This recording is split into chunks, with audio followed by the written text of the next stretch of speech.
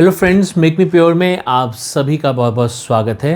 हिंदू धर्म, वेद, पुराण और कर्म संबंध के अनुसार हर व्यक्ति को अपने कर्मों का फल जरूर मिलता है, चाहे वो इस जन्म में मिले या फिर अगले जन्म में। ये इस बात पर निर्भर करता है कि कर्म कितने प्रभावशाली हैं और उनका फल कब परिपक्व होता है। जैसा कि हम सभी जानते हैं कि कर्म फल के 3 प्रकार होते हैं। सबसे पहले संचित कर्म। संचित कर्म वो कर्म हैं जो कि आज तक के आपके जिए हुए सारे के सारे जन्मों के कर्मों का एक लेखा जोखा है। जैसे मान लेते हैं कि एक मटका है जिसके अंदर पहले जन्म के कर्मा भी आ गए, दूसरे जन्म के कर्मा भी आ गए, तीसरे जन्म के कर्मा भी आ गए।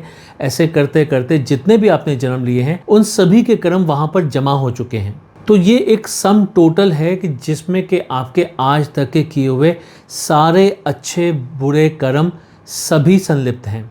इसके बाद बात करते हैं प्रारब्ध कर्म के बारे में। प्रारब्ध कर्म वो कर्म होते हैं जिन्हें कि हमें इस जीवन में भुगतना होता है। हमारा ये जीवन इन प्रारब्ध कर्मों को ही भुगतने के लिए हमें दिया गया है। इसके बाद बात करते हैं क्रियमान कर्म के बारे में। क्रियमान कर्म वो कर्म होते हैं जो हम इस जीवन में अपने बनाते हैं। ये वो कर्म है जो हम आज रोजमर्रा के काम करते करते अपने कर्म बनाते हैं, अच्छे कर्म बनाते हैं, बुरे कर्म बनाते हैं।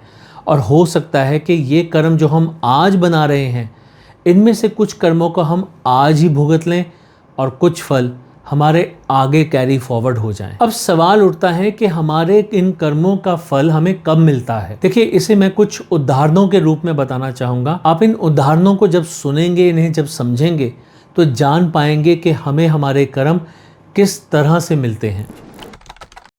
जिसका मतलब है कि हमने जो कर्म इस जन्म में किए उनका फल हमें इसी जीवन में प्राप्त हुआ। ये एक सत्य घटना है जो कि एक भ्रष्ट अधिकारी के ऊपर आधारित है। मुंबई के एक सरकारी अधिकारी जिनका के नाम रवि राजन है, आपकी जानकारी के लिए नाम बदल दिया गया है। तो रवि राजन ने अपनी पूरी नौकरी के दौरान रिश्वत लेकर लोगों का शोषण किया। उसने कई लोगों को गलत तरीके से परेशान किया और गरीबों का हक छीन लिया। कुछ साल बाद वो एक बड़े घोटाले में पकड़ा गया और जेल चला गया। उसकी संपत्ति जब्त कर ली गई और समाज में उसकी प्रतिष्ठा खत्म हो गई। उसके परिवार को भी बहुत अपमान झेलना पड़ा। ये घटना दिखाती है कि कुछ कर्मों का फल हमें इसी जीवन में मिल जाता है, खासकर तब जब वो बहुत ही ज़्यादा नकारात्मक होते हैं और उसका प्रभाव इसी जीवन में नज़र आता है। उसकी वजह से कुछ लोगों के ऊपर उसका असर अभी के अभी नजर आना शुरू हो जाता है। राजा नग्र बहुत बड़े दानी थे, लेकिन एक बार गलती से उन्होंने एक ब्राह्मण की गाय किसी और ब्राह्मण को दान कर दी। जब दोनों ब्राह्मणों में विवाद हुआ तो राजा नग्र को श्राप मिला कि वह अगले जन्म में गिरगिट बनेगा। कई वर्षों तक राजा नग्र एक कुएं में गिरगिट बने रहे।